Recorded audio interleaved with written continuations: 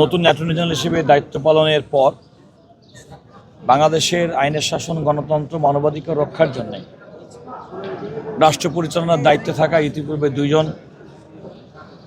মহান ব্যক্তি, শহীদ রাষ্ট্রপতি জিয়াউর রহমান, যিনি বাংলাদেশের বহুদলীয় গণতন্ত্রের প্রবর্তক হিসেবে সুপরিচিত, স্বাধীনতার মহান ঘোষক, এবং সাবেক প্রধানমন্ত্রী বেগম খালেদা জিয়া 31শে ডিসেম্বর 2025 তারিখে লক্ষ লক্ষ জনতা তার জানাজায় উপস্থিতি প্রমাণ করেন তিনি বাংলাদেশের মানুষের কাছে কতটুকু প্রিয় ছিলেন, শ্রদ্ধার পাত্র ছিলেন। তিনিও বাংলাদেশে মানবাধিকার, গণতন্ত্র সুরক্ষা করার জন্য আপসহীন সংগ্রাম করেছেন। তিনি আপসহীন নেত্রী বলে পরিচিত।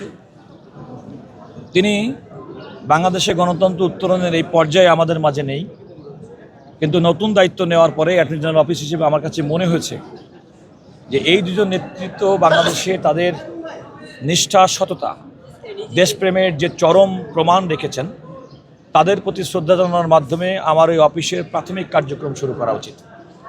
আমি সেই বিবেচনা করেই তাদের আজকের এই কবর জিয়ারত করেছি, দোয়া করেছি এবং তাদের রুহের মাগফিরাত কামনা করে আল্লাহর দরবারে কামনা করেছি যে তিনি যেন তাদেরকে জান্নাতুল ফেরদৌস দান করেন।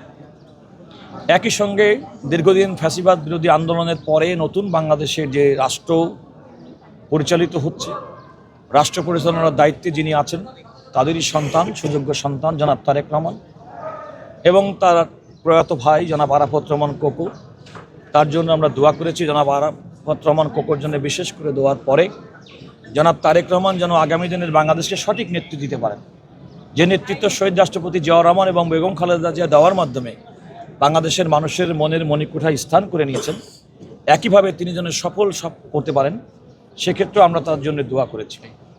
দ্বিতীয়ত, আইন কর্মকর্তা হিসেবে, রাষ্ট্রের আইন কর্মকর্তা হিসেবে এই সমস্ত ভালো কাজে আমরা যেন সহযোগিতা করতে পারি, আমরা যেন আমাদের দায়িত্বটা অত্যন্ত সততার সঙ্গে, নিষ্ঠার সঙ্গে পালন করতে পারি, সে ব্যাপারেও আমরা আল্লাহর রহমত কামনা করেছি।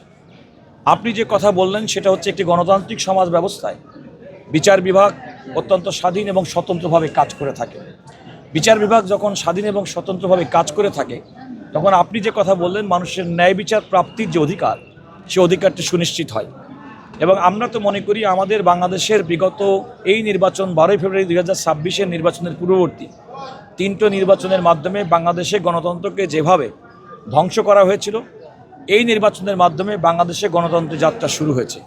এই গণতন্ত্রের যাত্রা শুরু হওয়ার পরিপ্রেক্ষিতে আমরা মনে করি যে বাংলাদেশের সুশাসন সুনিশ্চিত হবে, এবং যখন সুশাসন সুনিশ্চিত হবে সর্বক্ষেত্রে, তখন মানুষের মৌলিক অধিকার হিসেবে তার ন্যায় বিচার প্রাপ্তির যে অধিকার, সে অধিকারটা সুরক্ষিত হবে। দেখুন, আমরা বাংলাদেশে সাংবিধানিকভাবে রাষ্ট্রের যে 3টি অঙ্গ, সেটা স্বতন্ত্রভাবে কাজ করবে, তবে কার্যক্রমের ক্ষেত্রে তারা পরিপূরক হিসেবে কাজ করবে, এটা মনে রাখতে হবে। রাষ্ট্রের নির্বাহী বিভাগ, পার্লামেন্ট, সংসদ এবং বিচার বিভাগ তারা স্বতন্ত্রভাবে কাজ করবে। যখনই স্বতন্ত্রভাবে কাজ করতে পারবে, তখন গণতন্ত্র পরিশীলিত হবে, গণতন্ত্র সুসংগত হবে। আমি মনে করি এ যাবৎকালে বিশেষ করে এই গণতান্ত্রিক সরকারের যে যাত্রা শুরু অভিপ্রায়, এখনও পর্যন্ত আমরা কোনো ধরনের নির্বাহী বিভাগের পক্ষ থেকে কোনো ধরনের ইন্টারফিয়ারেন্স আমরা এখনও লক্ষ্য করি নাই।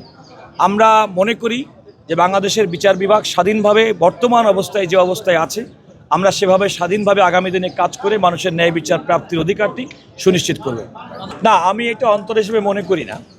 এই কারণে দেখুন, আমাদের সংবিধানের বিধান মতে অন্তর্বর্তীকালীন সময়, অর্থাৎ যখন সংসদ না থাকে, সে সময় রাষ্ট্রপতি তার সাংবিধানিক অধিকার বলে আর্টিকেল 93 অনুযায়ী তিনি যে অধ্যাদেশ জারি করেন, সাংবিধানিক বাধ্যবাধকতা হিসেবে সংসদের প্রথম অধিবেশনে সে অধ্যাদেশগুলো উত্থাপন করতে হয় এবং 30 দিনের মধ্যে সেই অধ্যাদেশগুলোর কার্যকর করার ক্ষেত্রে একটা বাধ্যবাধকতা আছে।